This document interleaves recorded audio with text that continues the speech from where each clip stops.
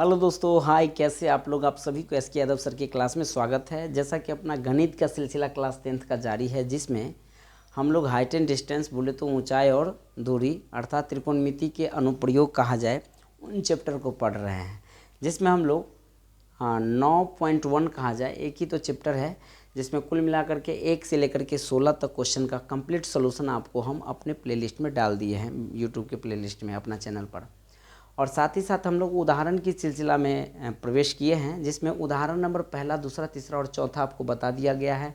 आज आपको हम उदाहरण नंबर 5वां, 6ठा और 7वां, ये तीनों उदाहरण आपको एक ही वीडियो में कंप्लीट करके दे देंगे। हम बोर्ड पर क्वेश्चन नहीं लिखेंगे। रीज़न ये है कि इतना बड़ा क्वेश्चन अगर आपको क्वेश्चन हम लिख देंगे तो पूरा मेरा बोर्ड ही भर जाएगा, जिससे कहाँ हम बना कहाँ पाएंगे। अपने पास तो डिजिटल बोर्ड नहीं कि हाँ मेटा मेटा करके आगे बढ़ें। तो आपको हम ना पेज नंबर बता देते हैं। उदाहरण 5 आपको मिल जाएगा पेज नंबर 222 में। लिख लीजिए, 222 में मिल जाएगा, पेज नंबर 222 मिल गया था क्या। और उदाहरण नंबर आपका ये है 5, इनको याद रखिएगा। वायर कभी कभी ना फंस जाता है पैर में, ऐसा है। क्वेश्चन पढ़ते हैं। सवाल कह रहा है कि एक समतल जमीन पर खड़ी मीनार की छाया। सबसे पहले एक बेसिक बात समझिए। अगर ये मान लीजिए कोई मीनार है और जितना दूर होगा ना, और इस लाइन को अगर हम जितना नज़दीक लाएंगे तो थीटा का मान बढ़ेगा। अगर ये मान लीजिए 30 डिग्री है तो ये 60 डिग्री हो जाएगा। कभी भी ये 60 और ये 30 नहीं होगा। ये बात को थोड़ा बेसिक में समझिएगा। जैसे जैसे हम मीनार या पेड़ या भवन की ओर इधर आएंगे, थीटा का मान बढ़ता जाएगा। इनको थोड़ा बेसिक रूप से याद रखिएगा।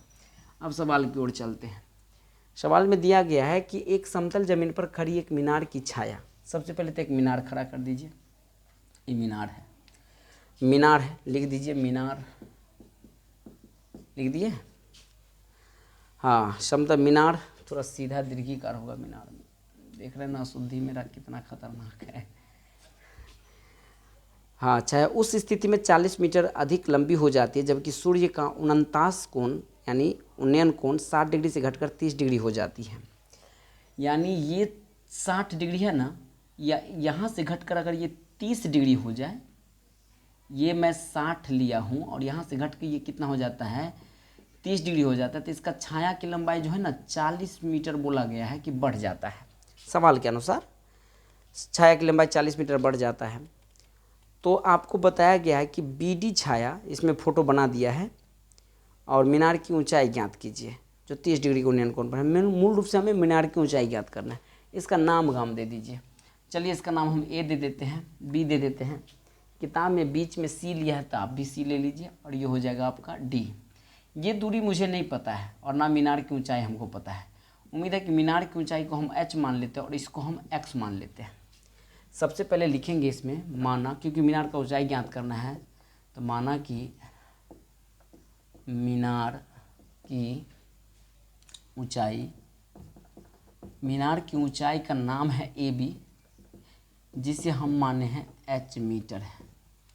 अब लिखेंगे त्रिभुज। सबसे पहले इस त्रिभुज में बात कर लीजिए, ए बी सी में, त्रिभुज ए बी सी में थीटा कितना डिग्री है, 60 डिग्री, तो लिख दीजिए थीटा बराबर है 60 डिग्री। और बी सी को आप एक्स माने हैं तो बी सी को एक्स लिख दीजिए, और ए बी का वैल्यू एच है तो ए बी बराबर आप एच लिखिए। सीधे लिखेंगे हम लोग टेन 60 डिग्री, आँख रखेंगे 60 पर, मन में मनन कीजिए। टेन थीटा बराबर होता है लंब बटा आधार। तो यहाँ जब टेन 60 पर आँख रखिएगा तो लंब का नाम हो जाएगा ए बी और आधार हो जाएगा आपका बी सी। टेन 60 का वैल्यू होता क्या है तो कहिएगा सर जी √3 होता है। ए बी का वैल्यू एच है और बी सी का वैल्यू आपका एक्स है। इसके नीचे नहीं कुछ तो एक छिपा हुआ है। एच को 1 से गुना कीजिएगा तो एच हो जाएगा, √3 को एक्स से गुना कीजिएगा तो ये हो जाएगा √3x। इसको समीकरण फर्स्ट मान लीजिए। पुनः अगर मैं पूरे त्रिभुज में बात करूं, अर्थात त्रिभुज ए बी और डी में बात करूं, ए बी डी में, तो आपको थीटा का मान कितना दिया है, 30 डिग्री दिया है। ए बी तो आप एच बताए ही हैं, लेकिन जब मैं बी डी की चर्चा करूं तो बी डी की जगह हम क्या लिख सकते हैं, यहाँ पे लिख के बताते हैं। बी डी की जगह हम लिख सकते हैं बी सी जोड़ सी डी, और बी सी को आप एक्स माने और सी डी का वैल्यू आपको 40 दिया है।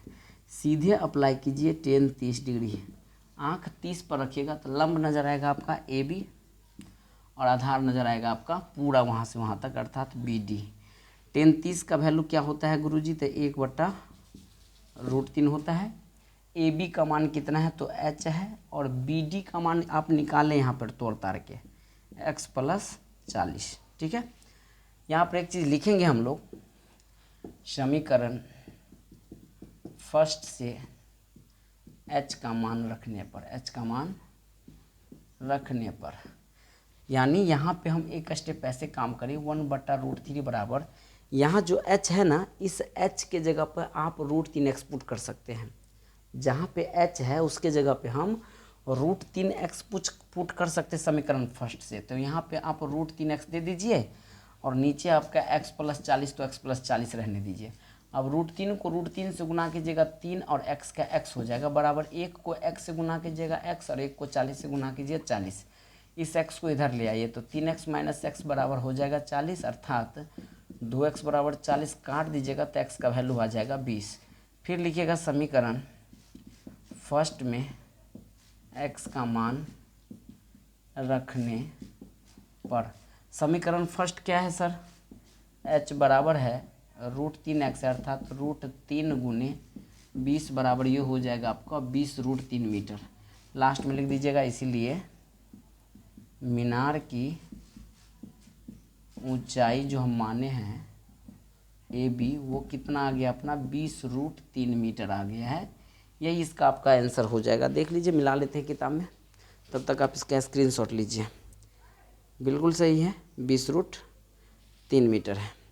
अब हम लोग क्वेश्चन नंबर 6 की ओर बढ़ेंगे। लिखेंगे क्वेश्चन नंबर 6 को, लिखेंगे नहीं, उसको हम लोग पेज नंबर पर ही काम करेंगे, समझेंगे। ठीक है, अब हम लोग क्वेश्चन नंबर 6 को देखेंगे। ये उदाहरण नंबर 6 आपको मिल जाएगा पेज नंबर 223 में, लिख सकते हैं यहाँ पे पेज नंबर 223।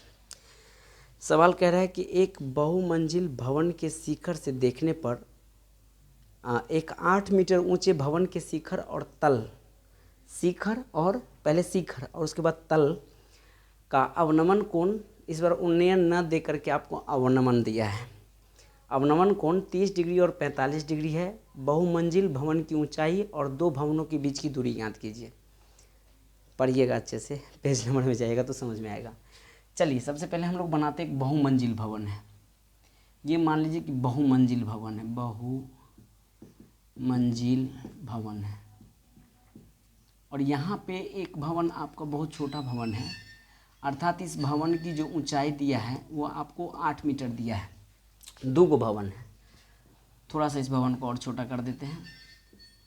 सवाल में बोला गया है कि एक बहुमंजिल भवन के शिखर से देखने पर 8 मीटर ऊंचे भवन के शिखर, सबसे पहले एक आदमी इस छत पर से इस छत को निहार रहा है, फिर इस छत के नीचे तल को भी निहार रहा है। तो एक आपको ऐसे ड्राइंग आएगा यहाँ पे, और एक ड्राइंग आएगा इसके तल में यहाँ पे। ठीक है, अब इसको आप इसके सामने सामने से ऐसे करके मिला दीजिए। एक बात आपसे हम पूछना चाहेंगे, अगर ये यहाँ से यहाँ 8 है तो ये भी दूरी आपको कितना हो जाएगा? 8। कहाँ से कहाँ तक? यहाँ से यहाँ तक। सवाल में पूछा गया आपको बहुमंजिल भवन की ऊंचाई और दो भवनों के बीच की दूरी, इसका नाम गाम दे दीजिए। नाम दे देते हैं, ए हो गया, इसको हम बी मान लेते हैं, और न तो बी इसके नीचे वाले को मानते हैं। ये बी है, सी है, डी है, और ये हो गया ई। अब हमको मूल रूप से ये पूरे भवन की ऊंचाई ज्ञात करना है और दोनों भवनों के बीच की दूरी ज्ञात करना है। थीटा क्या क्या दिया है? शिखर पर कितना डिग्री था? 30 डिग्री, और नीचे तल में कितना है? 45 डिग्री। यानी ये वाला कोण दिया आपको 30 डिग्री और ये कोण कितना दिया आपको? 45 डिग्री। लिखेंगे, माना कि बहुमंजिल भवन की ऊंचाई, टोटल ऊंचाई अगर ए बी लेते हैं ना, ऊंचाई सीधे ले लेते हैं, बराबर ए बी है, इसमें एच उच नहीं मानिए, सीधे बहुमंजिल भवन की ऊंचाई क्या हो गया? A B. एक बात बताइए था, इसी ऊंचाई ए बी को बड़का लाठी है, उसको हम लिख सकते हैं ए डी जोड़ बी डी, ए डी जोड़ बी डी लिख सकते हैं। हालांकि बी डी का मान आपको 8 दिया है क्योंकि ये इसी के बराबर है, तो इसको आप ए बी को ऐसे भी लिख सकते हैं, ए डी जोड़ 8। रहने दीजिए अभी इतना। सबसे पहले हम बात करेंगे त्रिभुज ए बी सी में थीटा बराबर आपको कितना दिया है 45 डिग्री, तो 45 लिख दीजिए। ए बी का मान तो आप निकाले ही हैं, कितना है ए डी जोड़ 8 है, और बी सी आपको पता नहीं है तो बी सी बराबर व्हाटे रहने दीजिए। नहीं, अगर आप ए डी को मानना चाहते तो इसको एच मान लीजिए, यहाँ से यहाँ तक ए डी को अगर मानना चाहते तो यहाँ पे हम इसको h+8 भी लिख सकते हैं, h+8, और बी सी को हम x मान लेते हैं, ठीक है, यानी बी सी की जगह हम x मान लेते हैं। अब लिखेंगे tan 45 डिग्री, आँख 45 पर रखिए तो लंब नज़र आएगा आपको ए बी, और आधार हो जाएगा आपका बी सी। tan 45 का वैल्यू 1 होता है, और आप ए बी को लिखे हैं h+8। क्यों लिखे हैं h+8 पता है? आप ए डी की दूरी को आप h मान लिए हैं, तो इसको लिख सकते हैं h+8 भट्टा में बी सी को x माने तो x लिख दीजिए। इसके नीचे नहीं कुछ होता है, 1 है, आप सीधे x का ही x बराबर लिख सकते हैं इसको h, नहीं तो कोण से ऐसे गुना कीजिए, 1 को h से गुना कीजिएगा तो h हो जाएगा, 1 को 8 से गुना कीजिएगा 8, और 1 को x से गुना कीजिएगा तो x, यानी h बराबर आप ऐसे भी लिख सकते हैं 8, यानी x, इस 8 को इधर फेंकिएगा तो माइनस में आ जाएगा, ये h का मान है। और x का मान क्या लिख सकते हैं h+8, यानी आप x का वैल्यू लाए हैं h+8 अगर यहाँ से देखा जाए तो, और h का मान है x-8, यहाँ पे ये वैल्यू है आपका h का मान x-8, ये पुट कर सकते, बाकी नहीं लिख रहने दो। अब हम लिखेंगे पुनः त्रिभुज ए डी ई में, ये डी है, ए डी और ई में बात करेंगे।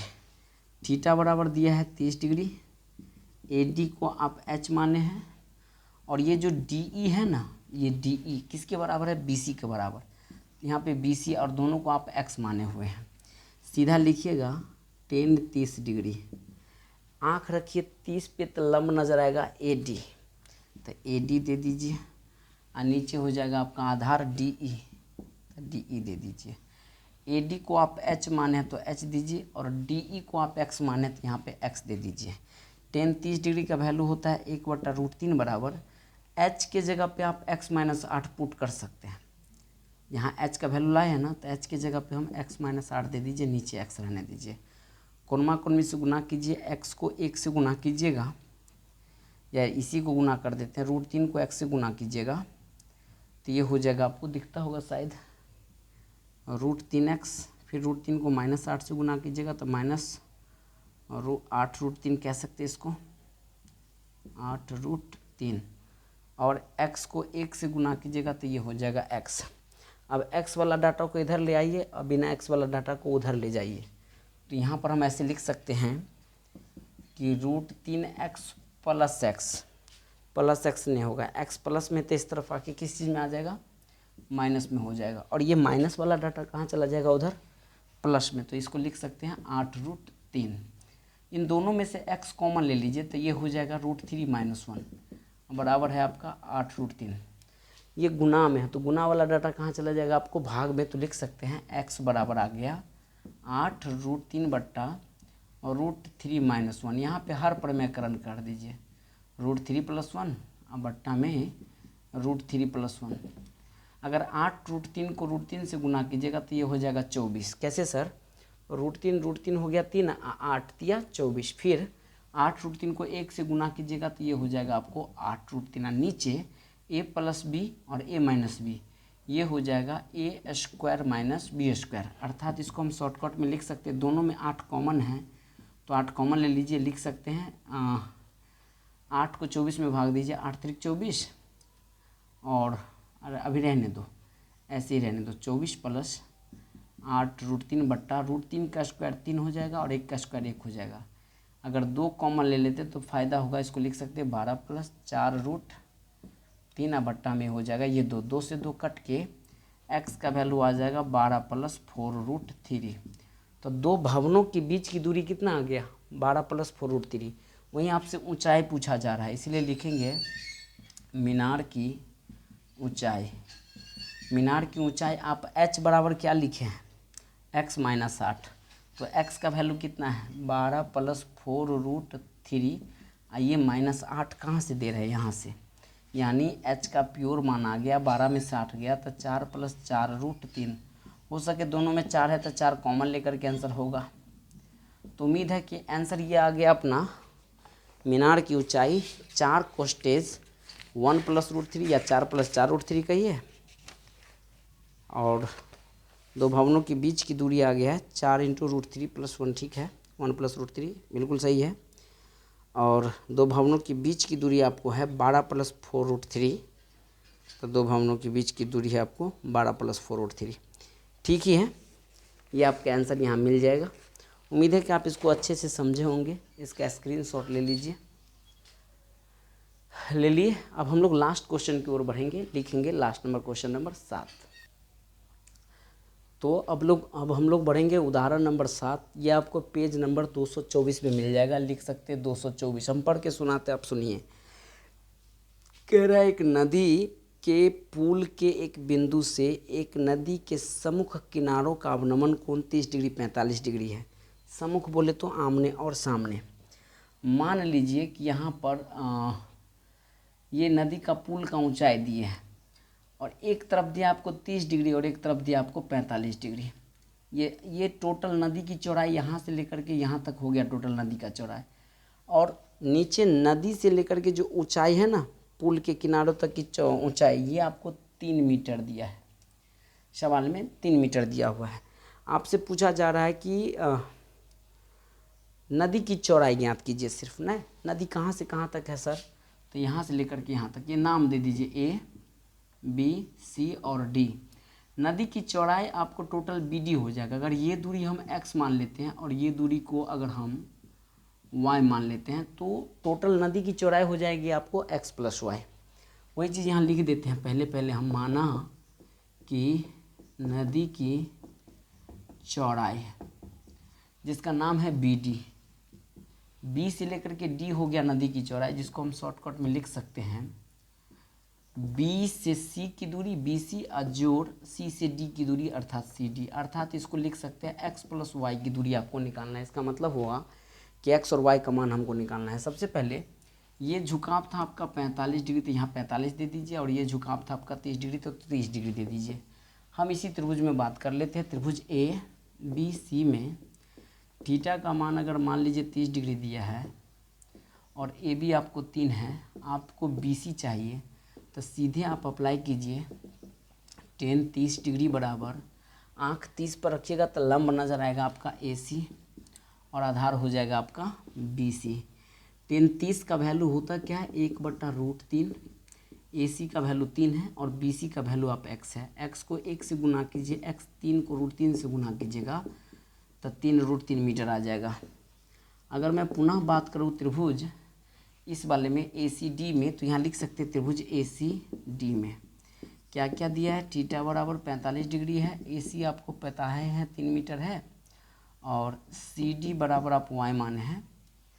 अब लिखेंगे सीधा tan 45 डिग्री, आँख 45 पे रखिए तो लंब नज़र आएगा आपका AC, और आधार है आपका CD। tan 45 का वैल्यू 1 है और AC का वैल्यू 3 है और CD का वैल्यू आपका y है। इसके नीचे नहीं कुछ होता है, 1 है। y को 1 से गुना कीजिए y, या 3 को 1 से गुना कीजिए, 3 मीटर आ जाएगा। लास्ट में लिख देंगे, इसीलिए नदी की जो चौड़ाई हम लोग को निकालना था वो था x + y निकालना, जहाँ x का मान हम लाए हैं 3√3, तो यहाँ 3√3 दे दीजिए, और y का मान लाए हैं 3, तो यहाँ 3 दे दीजिए। अगर कॉमन हो रहा है तो 3 कॉमन लेकर के लिख सकते हैं √3 + 1 मीटर। उम्मीद है कि इसका आंसर इतना ही आया होगा। बिल्कुल सही है, 3 × √3 + 1 आपका नदी की चौड़ाई आ गया। इसका स्क्रीनशॉट ले लीजिए। तो अपना ये क्लास क्या हुआ, आज का समाप्त हुआ, और आपका हाइट एंड डिस्टेंस भी यहीं पर समाप्त होता है। अब जो हम शुरुआत करेंगे वो 10वां चैप्टर का नहीं, डायरेक्ट 11वां चैप्टर का शुरुआत करेंगे।